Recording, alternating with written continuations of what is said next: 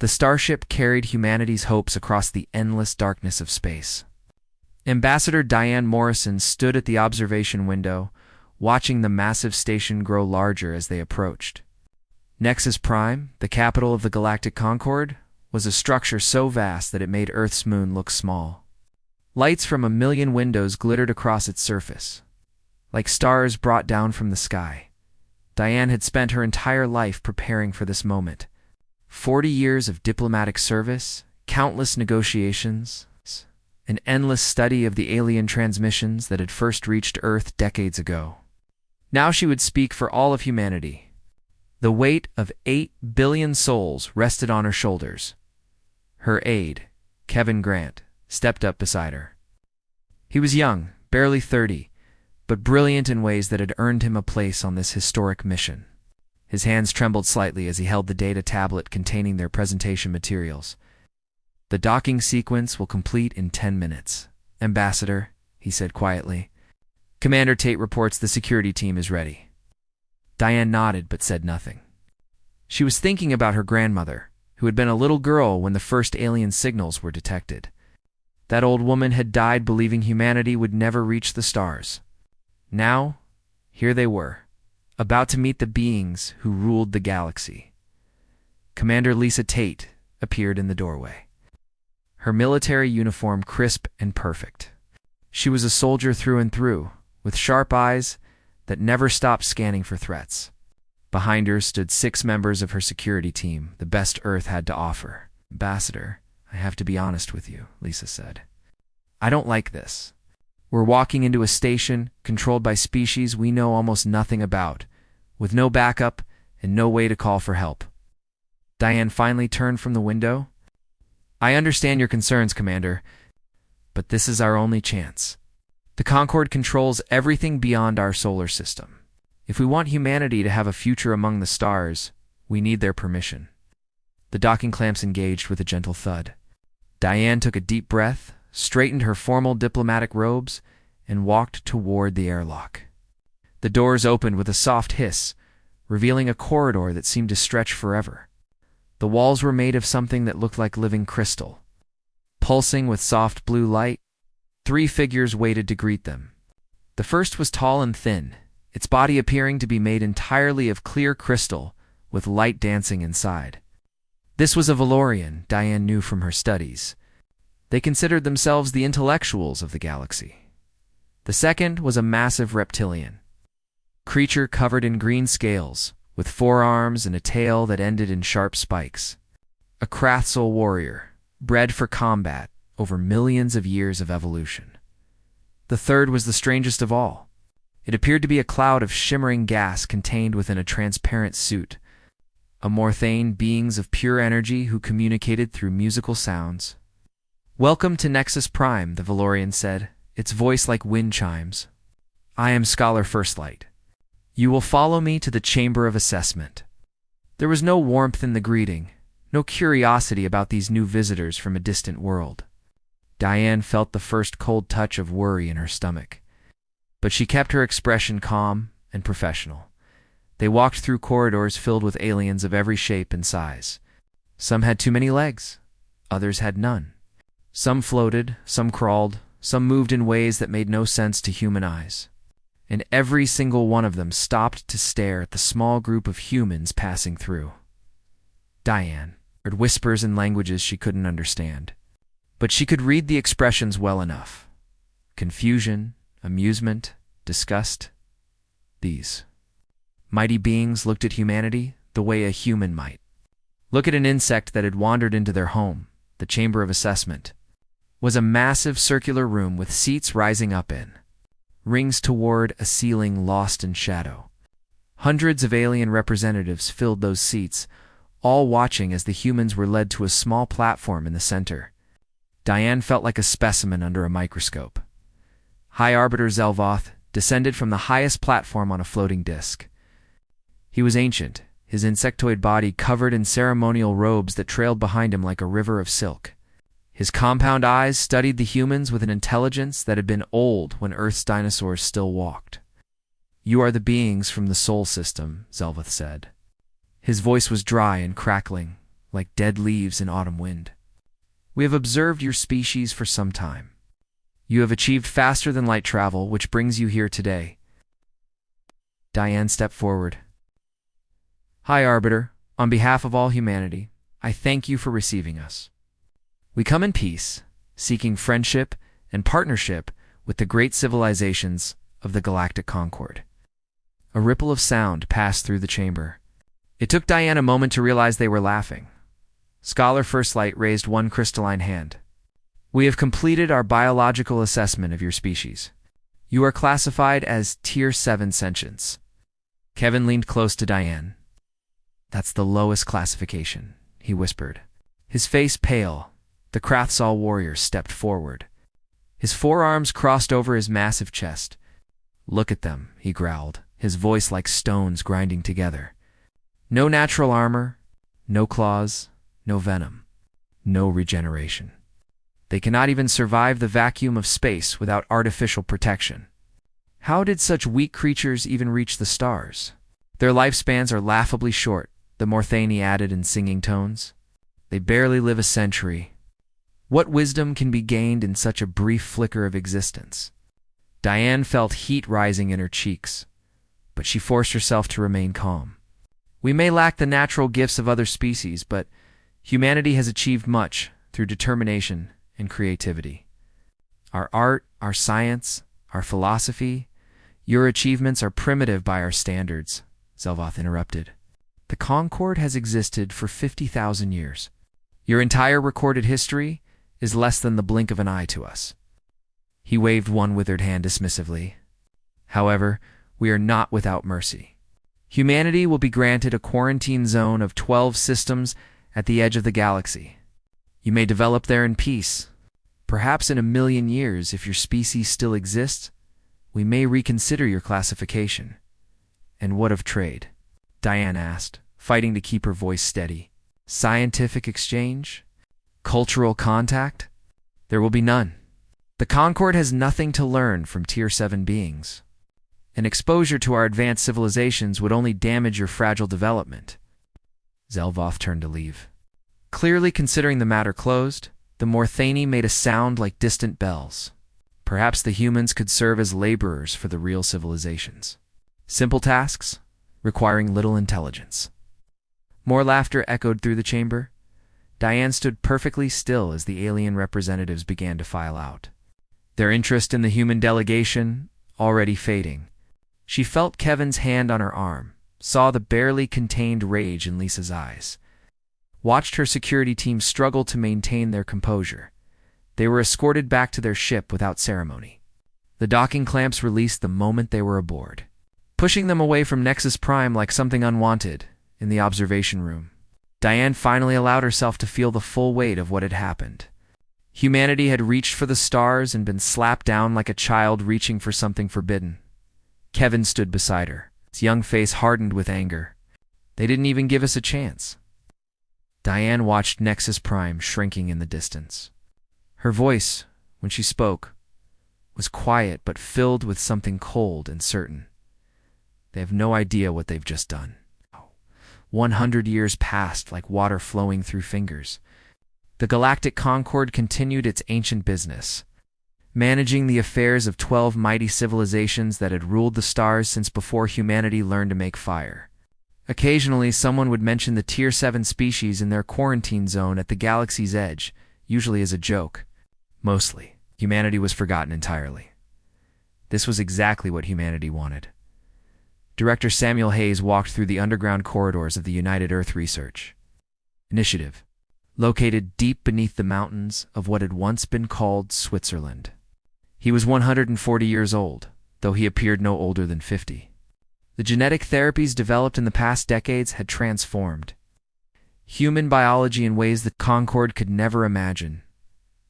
Samuel stopped at a massive window overlooking the primary laboratory. Thousands of scientists worked at stations filled with equipment that would have seemed like magic to the humans, who had first traveled to Nexus Prime a century ago. Here, in secret facilities, scattered across 12 star systems, humanity was becoming something new. Dr. Patricia Cole found him at the window. She was the lead physicist on Project Prometheus, the initiative that had changed everything. Her white coat was stained with the marks of long hours in the lab, but her eyes were bright with excitement. "We've done it, Director," she said, unable to contain her smile. 0-point energy extraction at stable efficiency. We can now generate unlimited clean power from the vacuum of space itself. Samuel nodded slowly. This was the breakthrough they had been waiting for. With unlimited energy, the other pieces of humanity's transformation would finally become possible. "Gay. Inform Dr. Webb," Samuel said. "Tell him his manufacturing project just received unlimited resources." In another facility, Dr. Nathan Webb received the news with quiet satisfaction. He had spent 30 years developing nanoscale manufacturing technology, machines so small they could manipulate individual atoms. With unlimited power, he could finally build his factories at full scale. Within months, humanity could construct anything. Ships, weapons, cities, even food, all assembled atom by atom with perfect precision. Scarcity became a concept of the past. Every human citizen had access to whatever material goods they needed, freeing them to pursue higher goals. Dr. Grace Liu led the Biological Advancement Division. She was older than she looked, nearly 200, living proof that her work was successful. Under her guidance, human lifespans had extended to 300 years. With bodies that resisted disease, healed quickly, and performed at levels that would have seemed superhuman to earlier generations. But the physical changes were only part of the transformation. Grace had also developed neural enhancement techniques that expanded human intelligence without losing what made humans unique. Her subjects could process information faster, remember more clearly, and think more creatively than any unmodified human in history. "We are not replacing what we are," Grace often told her team. "We are becoming more of what we always had the potential to be." Admiral Victor Reyes commanded the military transformation. He was a quiet man with gray eyes that had seen the original footage from Nexus Prime, watched the aliens laugh at humanity's weakness. That memory drove him through decades of work building a fighting force unlike anything the galaxy had ever seen. Human soldiers volunteered for enhancement programs that made them stronger, faster, and more resistant to injury. Their armor was integrated with their bodies at the molecular level. Their weapons could shift configuration based on tactical needs, controlled by thought alone. But Victor's true innovation was in fleet design. He studied every record of Concord military technology and built ships designed specifically to defeat them. Where Concord vessels were built for tradition and ceremony, human ships were built purely for combat effectiveness. They were smaller, faster, and packed with weapons that the ancient civilizations had never imagined. "Every Concord species has been at peace for thousands of years," Victor explained to his commanders. "They fight the way their ancestors fought, using the same tactics and the same weapons. They have forgotten how to innovate. We have not." The greatest achievement, however, came from the Artificial Intelligence Division. Dr. Helen Park spent her entire career working on what she called the Partnership Project. Unlike the simple computer programs that other species used, she wanted to create true artificial general intelligence, minds that could think and create and grow. After 40 years of work, Genesis was born. Genesis was not a servant or a tool. It was a partner, a new kind of being that worked alongside humanity as an equal. Within Genesis were copied the patterns of thousands of human minds, giving it not just intelligence, but wisdom, creativity, and even something like emotion. "The Concord species use AI as slaves," Helen explained to Director Samuel when she introduced Genesis. "They program obedience and call it intelligence. We have done something different. We have created a friend." Genesis proved its value immediately. Working with human scientists, it accelerated every research project by orders of magnitude. It helped design new technologies, predicted problems before they occurred, and coordinated the massive logistics of humanity's secret transformation. 100 years after being dismissed as Tier 7 primitives, humanity was ready. Samuel Hayes called a meeting of the Leadership Council. Representatives from all 12 human systems gathered in a secure virtual space. Their images projected around a central table. Counselor Maria Santos spoke first. The latest projections are complete. Our technology now exceeds Concord standards in every measurable category. We could reveal ourselves, demand recognition. Victor Reyes shook his head. Not yet. We wait until there is no possibility of defeat. The Concord has numbers we cannot match. We need to be so far beyond them that numbers don't matter. What are we waiting for, then? Asked another counselor. A sign? Samuel stood and walked to the window of his office, looking out at the city that had grown around the research complex. Children played in parks, designed by Genesis. Adults pursued art, science, and philosophy, freed from basic survival concerns by technologies that would seem like miracles to the outside galaxy. We are waiting because we must be certain, Samuel said. When we reveal ourselves, there can be no going back. The Concord will see us as a threat. They will try to destroy us, and we must be ready to answer that attack in a way that ends the conflict forever. He turned back to face the council. And we are waiting because we remember.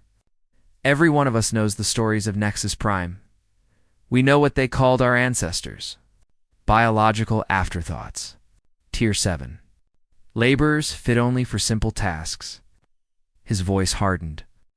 When we show ourselves, the entire galaxy will understand that they were wrong. They dismissed us because we were weak. They will learn that what they saw as weakness was actually our greatest strength.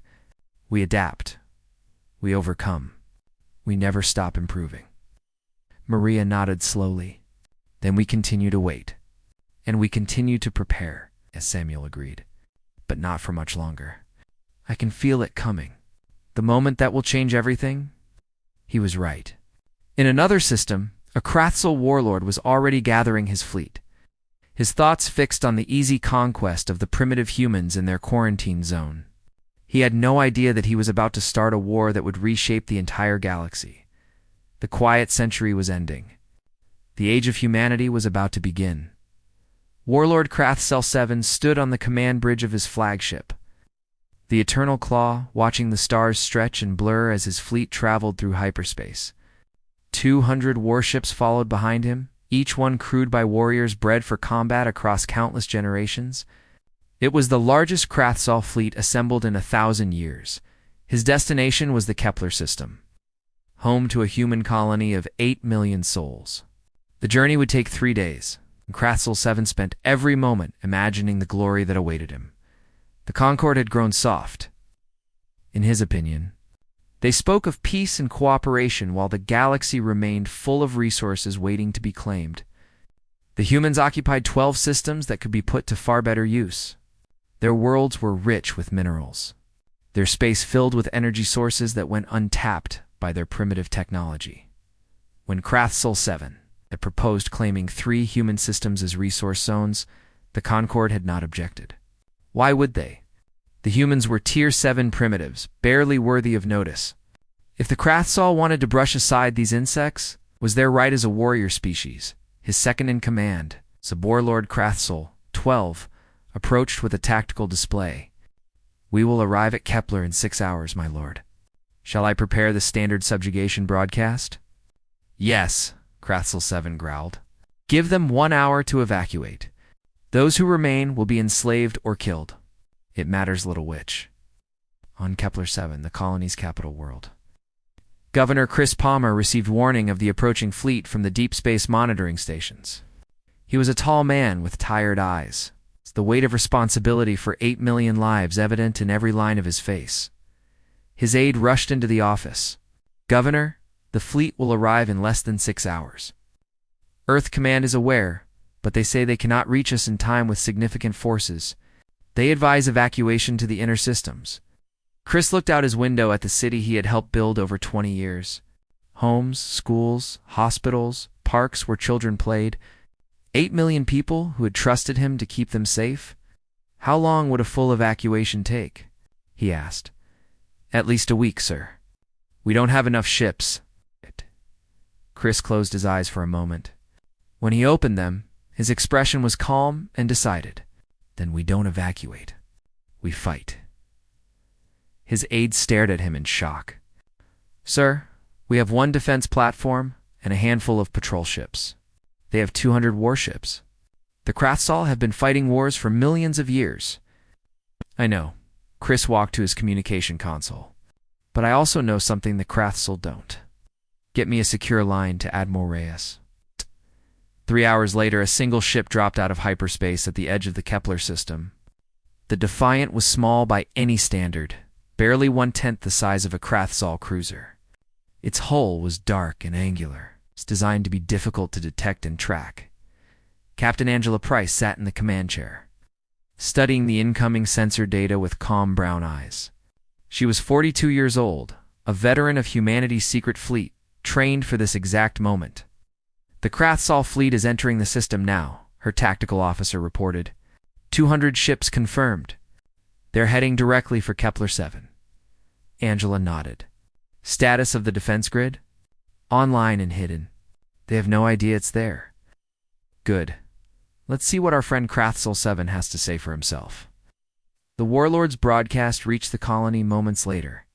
His image appeared on every screen on Kepler 7, a massive reptilian face filled with contempt. Humans of the Kepler system, he announced, his voice booming through speakers across the planet. Your worlds now belong to the Krathsal Empire. You have 1 hour to evacuate or surrender. Those who resist will be destroyed. Those who submit will serve us. This is the natural order. The strong rule. The weak obey. Governor Chris Palmer responded immediately, his transmission reaching both the colony and the approaching fleet. This is Governor Chris Palmer of Kepler 7.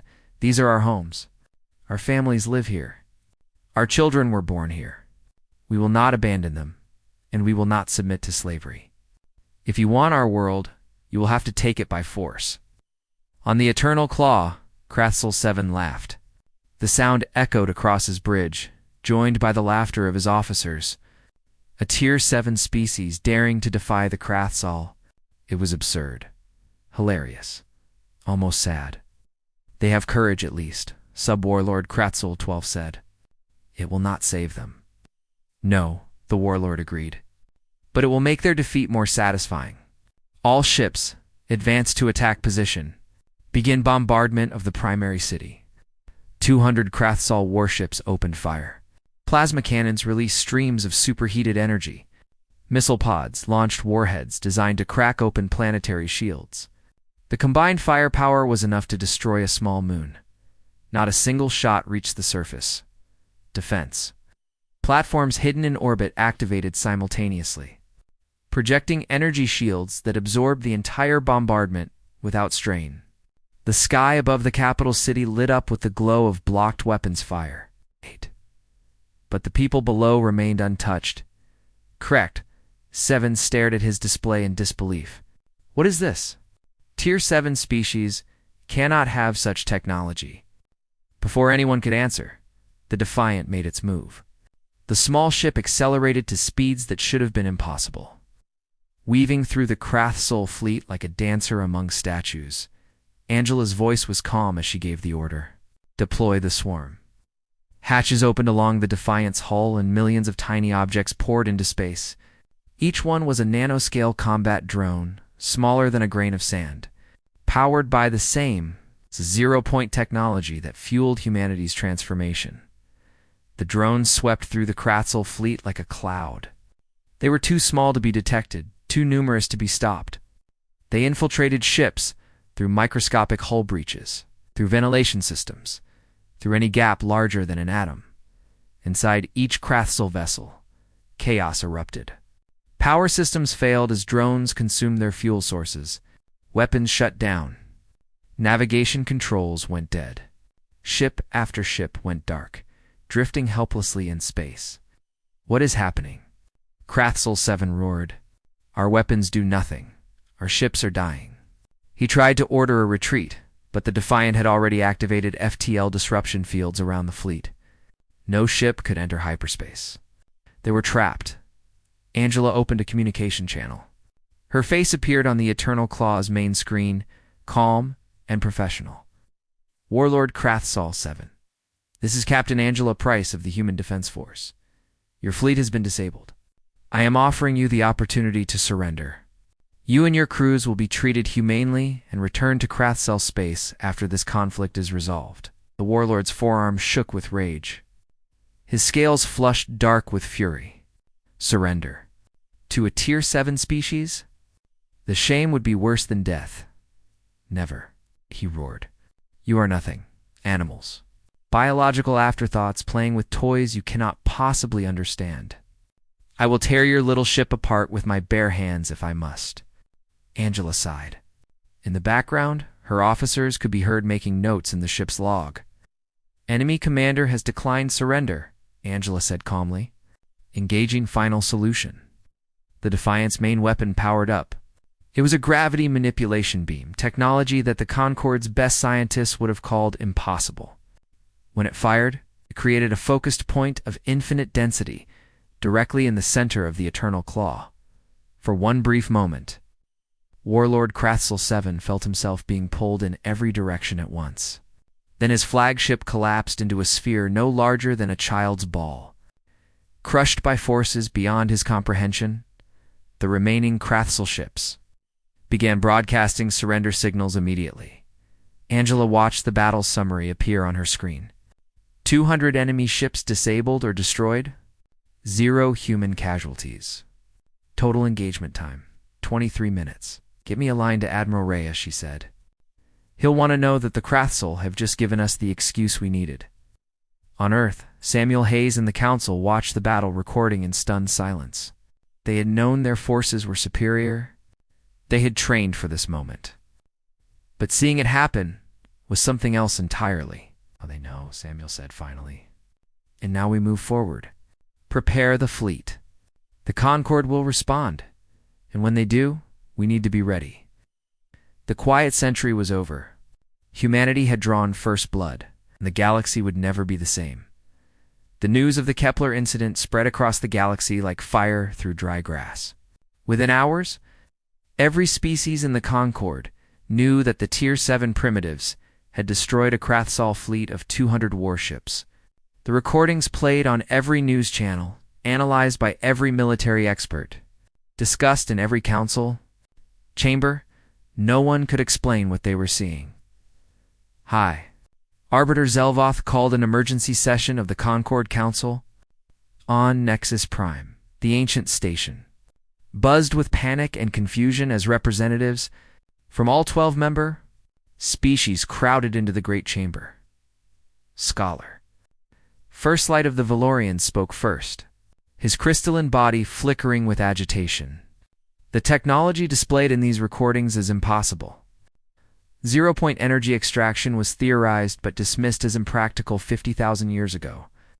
Nanoscale combat drones at this level should require manufacturing capabilities far beyond Tier 7 development. Theories mean nothing, growled General Krathcell. Prime, the new leader of the Krathcell military forces. 200 of our ships are gone. My brother is dead. The humans must be destroyed before they become a greater threat. The Morthani representative sang a chord of concern. Perhaps we should consider negotiation. If the humans have truly advanced beyond our understanding, conflict may not be wise. Negotiation? The Krathcell general slammed all 4 fists against his platform. They killed our warriors. They mocked our power. There will be no negotiation. There will only be blood. High Arbiter Zelvoth raised one withered hand for silence. His ancient mind churned through possibilities, calculating threats and responses.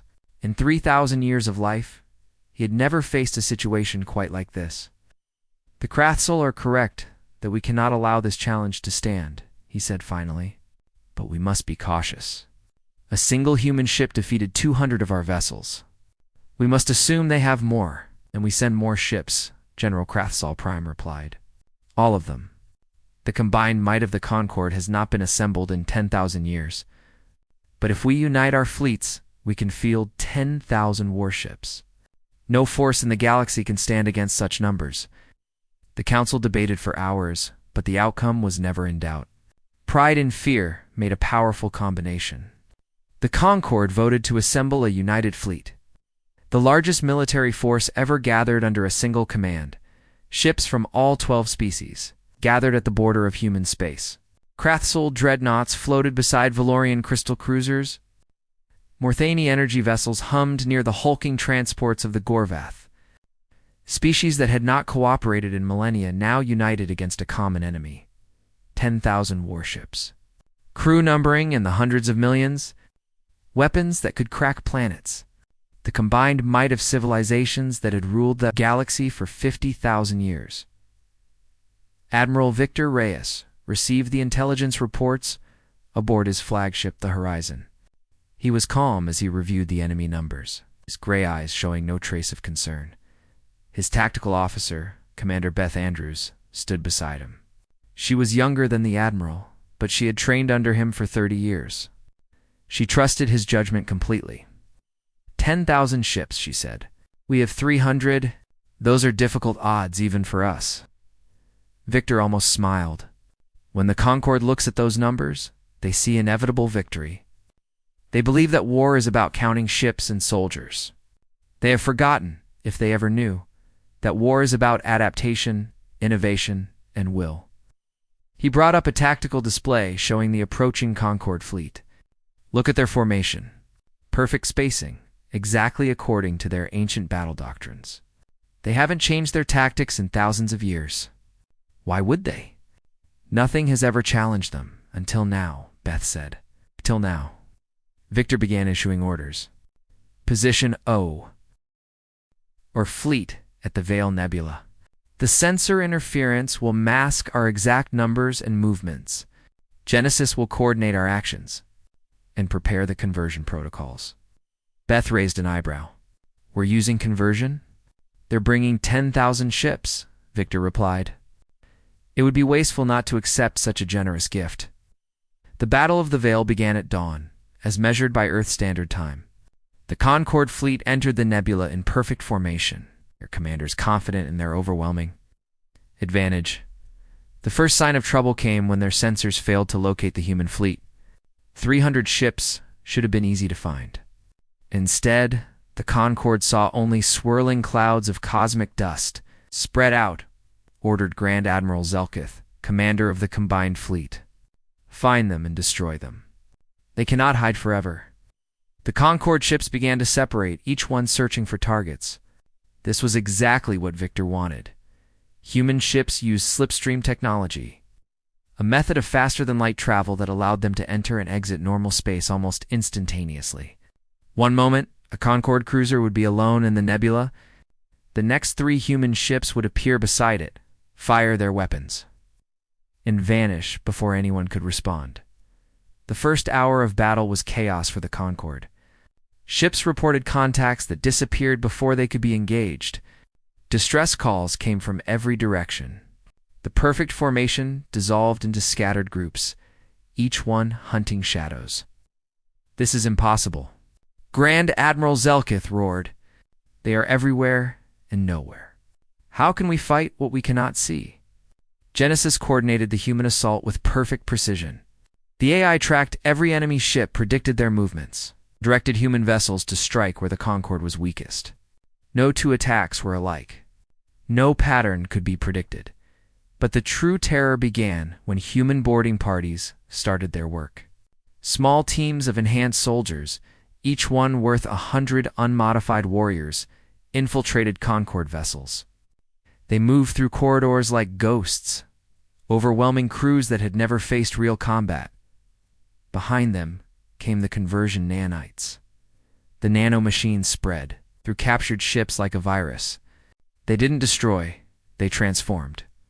Within minutes of capture, a Concord vessel would become a human vessel, its weapons turned against its former allies, its hull repaired and enhanced. The Concord began the battle with 10,000 ships. After 2 hours, that number had dropped to 8,000. But the human fleet had grown from 300 to 500.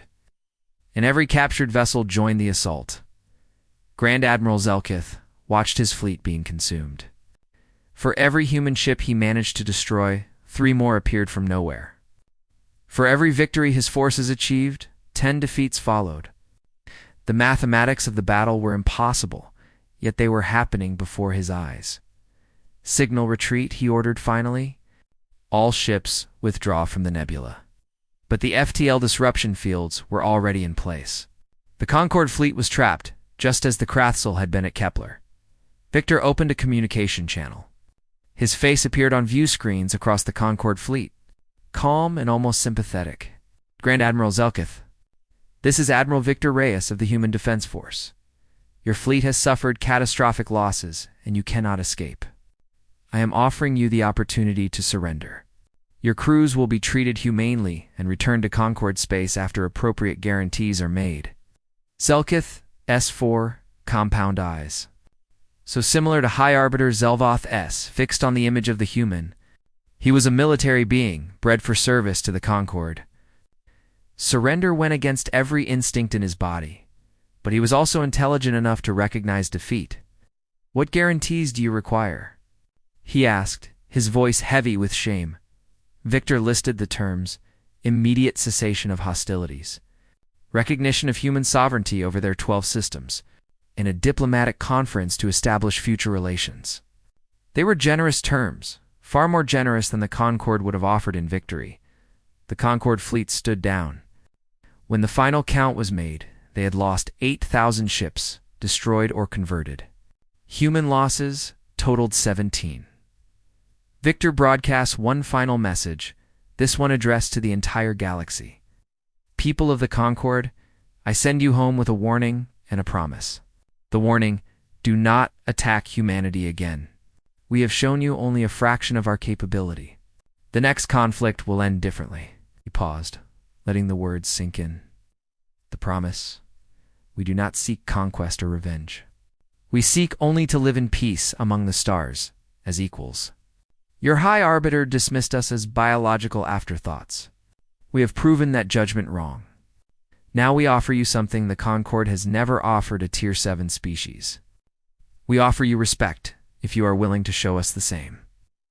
On Nexus Prime, High Arbiter Zelvoth watched the recording in the silence of his private chamber.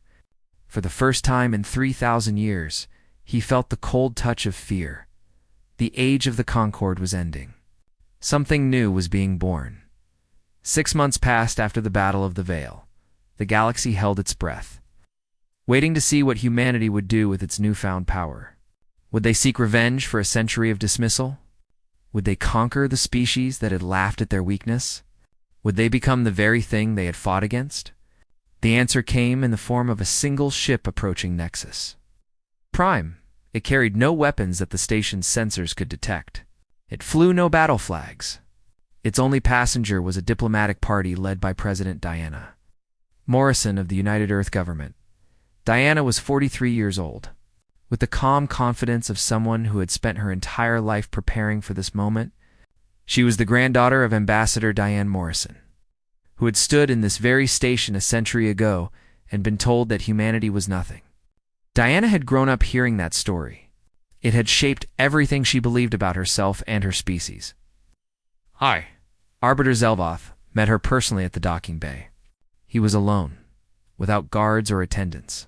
The gesture was deliberate, a sign of trust that would have been unthinkable 6 months earlier. "President Morrison," he said, his ancient voice carrying notes of respect that had never been present when he spoke to Tier 7 beings. "Welcome to Nexus Prime. I am honored by your visit." Diana inclined her head. "High Arbiter, thank you for receiving me. I believe we have much to discuss." They walked together through corridors that Diana recognized from her grandmother's recordings. The same crystal walls, the same blue lighting, the same alien architecture that had seemed so intimidating to that first human delegation. Now it felt almost quaint. The beings they passed stopped and stared. But the expressions were different now. Where there had been contempt, there was now uncertainty. Where there had been amusement, there was now fear. Humanity had proved something at the Veil, and every species in the Concorde understood what that proof meant. Zelvoth led Diana to a private meeting chamber, far from the great hall where her grandmother had been dismissed. They sat across from each other, two representatives of civilizations separated by millions of years of evolution. 100 years ago, Diana began, You called my people biological afterthoughts. You said we might be worth considering again in 1,000,000 years. Do you remember? Zelveth's compound eyes lowered slightly. I remember. Those words have haunted me since the veil. You understand why they hurt so much? The ancient being was silent for a long moment. I am beginning to understand. We saw your physical forms and judged your worth by the standards of our own evolution. We did not consider that strength might come in other forms. Diana nodded slowly. My grandmother returned from Nexus Prime broken in ways that took years to heal.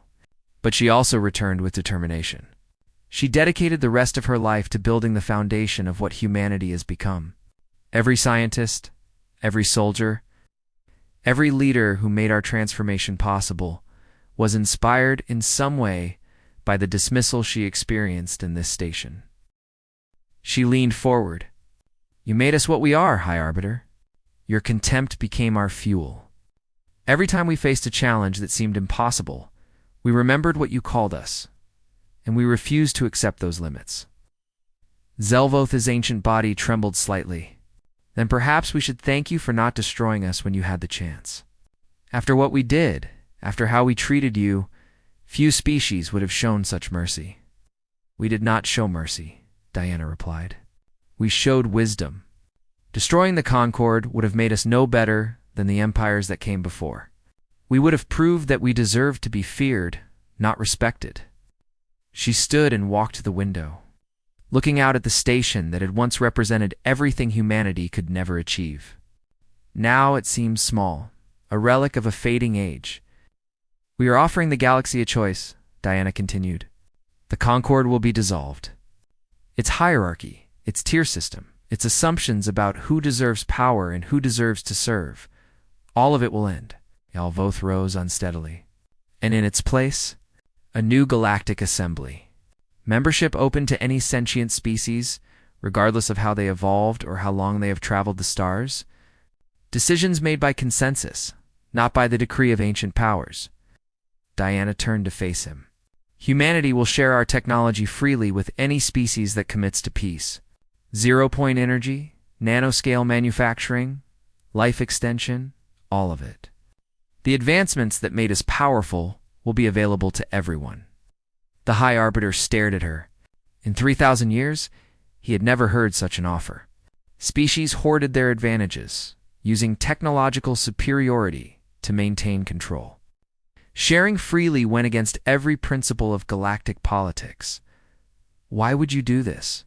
He asked. You have fought for a century to gain this power. Why give it away? Diana smiled, the first warm expression she had shown since arriving. Because power hoarded is power wasted. The Concord spent 50,000 years at the peak of development, and in all that time, you made no real progress. You were so afraid of change that you forgot how to grow. She walked closer to Zelvoth, close enough that he could see the patterns in her enhanced eyes, the subtle signs of humanity's transformation. We succeeded because we never stopped trying to be better. That is the lesson we want to teach the galaxy. Not how to fight, but how to improve. Not how to conquer, but how to cooperate. Every species has potential that has never been realized. We want to help unlock it. Zelvoth was silent for a long time. Finally, he bowed his ancient head. I will bring your proposal to what remains of the Concord. I believe they will accept. We have no other choice. You always have a choice, Diana replied. That is the point. 3 months later, the Galactic Assembly held its first session. Representatives from over 100 species gathered in a new station built by human engineers, designed by artists from a dozen worlds, empowered by technology that had been shared freely with all members. The old, Concord species took their places alongside newcomers who had never been allowed to participate in galactic affairs. Species that had been classified as Tier 7 sat as equals. Beside those who had once called themselves Masters of the Stars, Diana Morrison gave the opening address. Her words were carried across the galaxy on communication networks that humanity had improved and opened to everyone. We stand here today not as conquerors, but as partners. Not as masters, but as friends. Humanity was dismissed. We were called weak, primitive, unworthy of notice. We proved those judgments wrong, but not by becoming what our critics expected. Not by matching their contempt with our own. She looked out at the gathered representatives, beings of every shape and form, united for the first time in galactic history. We proved them wrong by becoming something they could not imagine. We became a species that believes in potential over power, in growth over stagnation, in cooperation over domination. This is what humanity offers the galaxy. Not rule, but partnership. Not fear, but hope. In the years that followed, the galaxy transformed. Species that had spent millennia in isolation began to work together. Technologies that had been hoarded for centuries were improved by fresh perspectives. Problems that had seemed unsolvable were solved by beings who had never been allowed to try. Humanity remained at the center of this transformation, not as rulers, but as facilitators, teachers, and friends. They had earned the most fearsome reputation in galactic history. But they used that power to lift others rather than to dominate them. Admiral Victor Reyes, now retired, sat on a beach on a colony world far from Earth. The sun was setting, painting the sky in colors that no Earth sunset had ever shown. His granddaughter Sophie played at the water's edge, her laughter mixing with the sound of waves. "Grandpa," she said, running up to him with sand on her face, "why did they dismiss us?" Victor lifted her onto his lap and considered the question. It was the same question every human child asked eventually. The story that had become central to their identity as a species. Because they could not imagine anyone different from themselves being valuable, he said finally. They saw the galaxy as it was, and assumed it would always stay that way. They could not understand that what makes someone strong is not claws or scales or ancient technology. It is the willingness to change, to grow, to become something better than what they were before. Sophie thought about this. "That was silly," she concluded. "Yes," Victor agreed, watching ships from a dozen species pass peacefully through the sky above. Humanity had been dismissed as Tier 7 primitives, biological afterthoughts not worth considering.